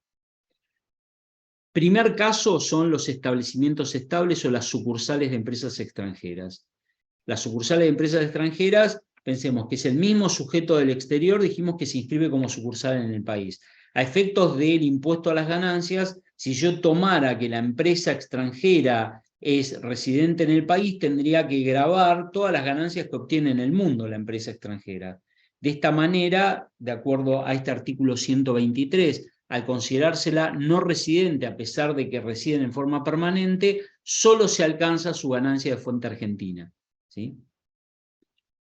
Segundo caso son los miembros de misiones diplomáticas y consulares extranjeras, su personal técnico, administrativo. Tercer caso, que a eso se los considera como no residentes, o sea que solo se alcanza la ganancia de fuente argentina, si bien luego vamos a ver que hay exenciones que a condición de reciprocidad los dejan fuera de la imposición. Tercer caso son los representantes ante organismos internacionales de Argentina,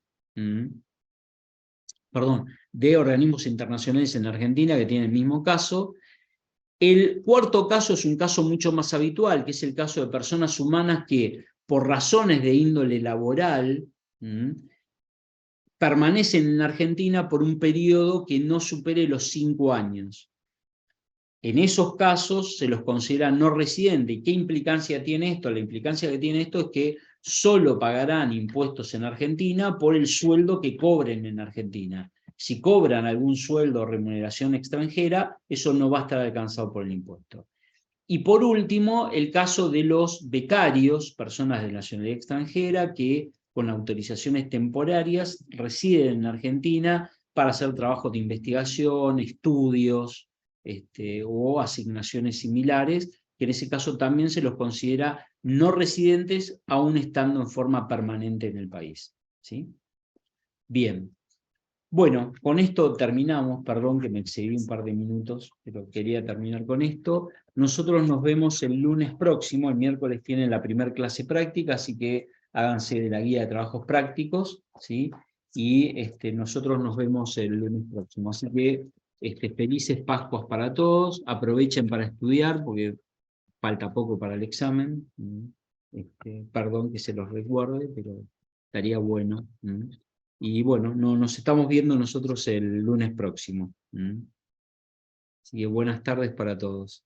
Gracias. Gracias. Buenas tardes, Chao, gracias, profe, profe. gracias. Buenas tardes.